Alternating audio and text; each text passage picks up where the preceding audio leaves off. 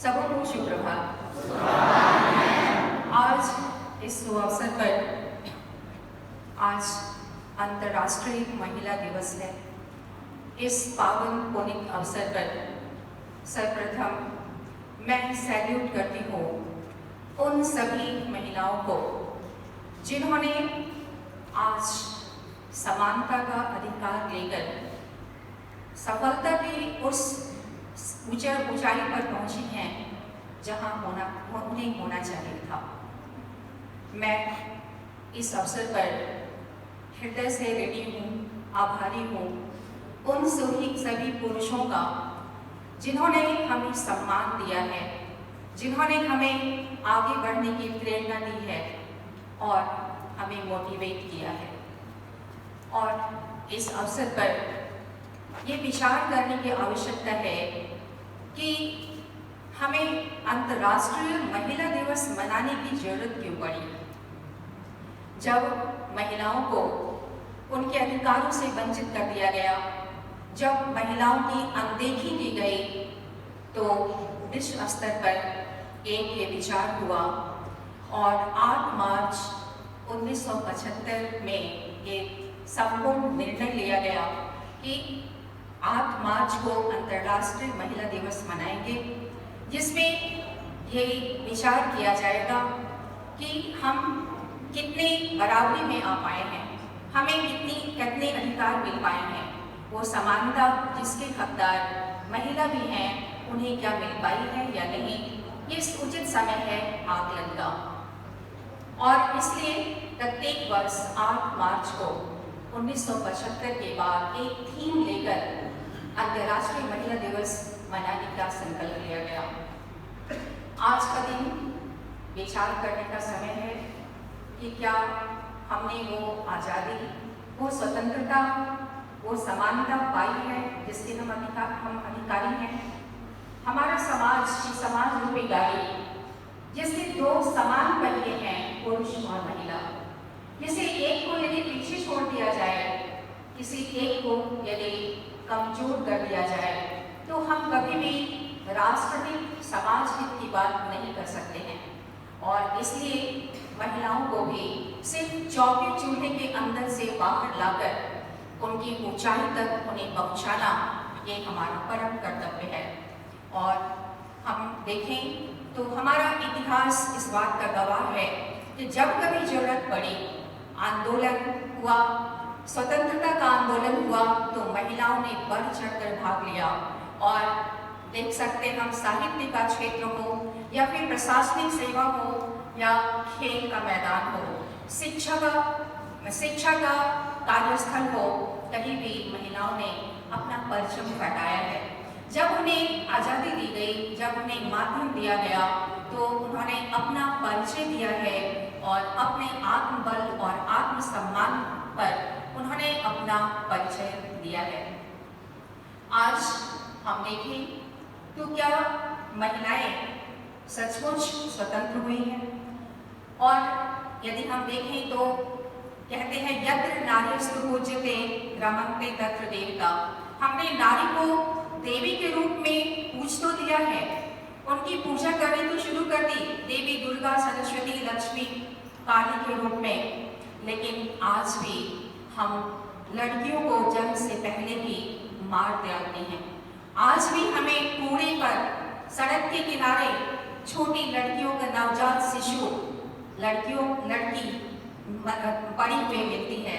तो क्या ये उनका अधिकार है? क्या हमने आज उन्हें सचमुच वो आज़ादी दी है? लेकिन हम यदि देखें तो यदि हम एक पुरुष को शिक्षित करते हैं तो सिर्फ एक व्यक्ति शिक्षित होता है, और यदि एक महिला को शिक्षित किया जाता है तो वो पूरे आने वाली पीढ़ी, पूरा समाज, और इस प्रकार हम राष्ट्र निर्माण में बहुत बड़ा योगदान देते हैं। इसलिए महिलाओं को घर से बाहर निकलकर उनकी शिक्षा की जरूरत है। ये शिक्षा जो हमें आत्मबल देता है, ये शिक्षा जो हमें साहस देता है, और उसी साहस और आत्मबल के आधार पर हम अपने अधिकारों को पा सकते हैं। ये समानता का अधिकार जो हमें चाहिए, ये पुरुषों के प्रतिद्वंदिता का नहीं, पुरुषों के बराबर होने का नहीं, बल्कि सहयोगिता का, सहभागिता का। और इसलिए हम सभी बहुत ही ऋणी हैं कि हमें ये सहभागिता, ये सहयोगिता मिली है, तभी हम आज हिम्मत का पंख लेकर उस आज़ादी के लिए उड़ पाए हैं। और महिलाओं को भी अपने अधिकारों का, आत्मसम्मान का ज्ञान होना चाहिए। अभी हम लोगों ने बहुत ऊंचाई पर अपना स्थान बनाया है। कई क्षेत्रों में हम देख सकते हैं, किरण बेदी, मदर टेरेसा और महादेवी वर्मा, किसी भी क्षेत्र में आप ले लें तो आज हमें महिलाओं का अपना परिचय दिखेगा, अपना व्यक्तित्व दिखेगा।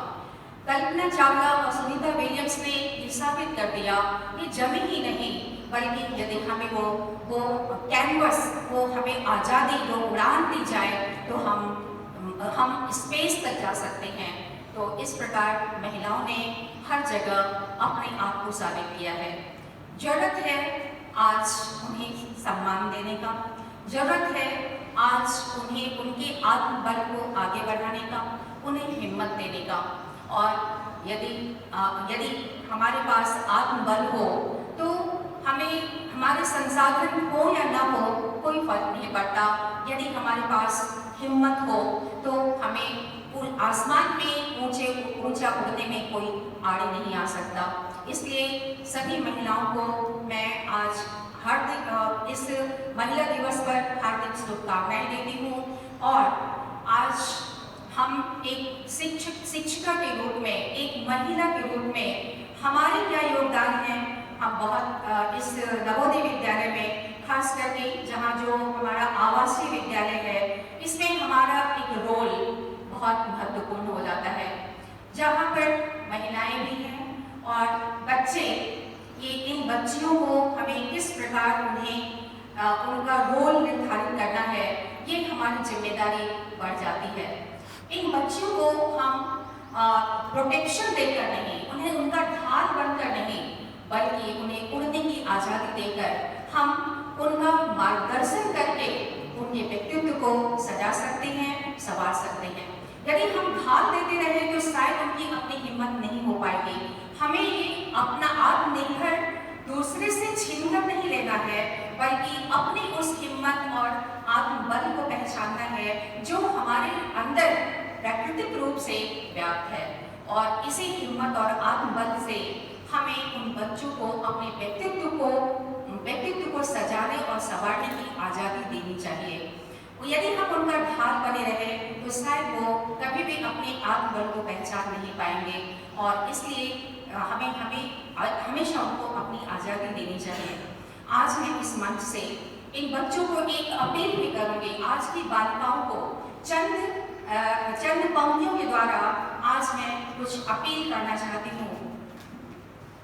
तुम भारत की भावी तस्वीर हो, तुम भावी भारत की तस्वीर हो। सीता से अवला मत होना, हर कर दे पीर कोई। द्रौपदी सी बेबस मत होना, छीन ले चीर कोई। तुम अपनी पुरखों की जागीर हो, तुम भारत की भावी तस्वीर हो, तुम भावी भारत की तस्वीर हो। अहिल्या से पत्थर मत होना, इंतजार तुम्हें किसी राम का हो। राधा से विकल मत होना, इंतजार तुम्हें किसी श्याम का हो। तुम अपने हाथों की खुद ही एक लकीर हो, तुम भारत की भावी तस्वीर हो, तुम भावी भारत की तस्वीर हो। मीरा सी भोली मत होना, पीना पड़े विष का प्याला। ऐसी भी कन्या मत होना, सहना पड़े दहेज की ज्वाला। तुम अपने समाज की बेनजीर हो, तुम भारत की भावी तस्वीर हो, तुम भारत की भावी तस्वीर हो। तुम्हारी बंद मुट्ठी में आसमान हो, तस्लीमा सी तूफान हो। किरण बेदी सा अभिमान हो, मदर टेरेसा सी महान हो। तुम सबसे हमारी यही तकरीर है, तुम भारत की भावी तस्वीर हो, तुम भावी भारत की तस्वीर हो। और यदि आपके अंदर हिम्मत है तो ये जमीन भी आपका है, ये आसमान भी आपका है। और यदि आप पंख लेकर उड़ पाते हैं तो ये सारा जहां भी आपका है। धन्यवाद।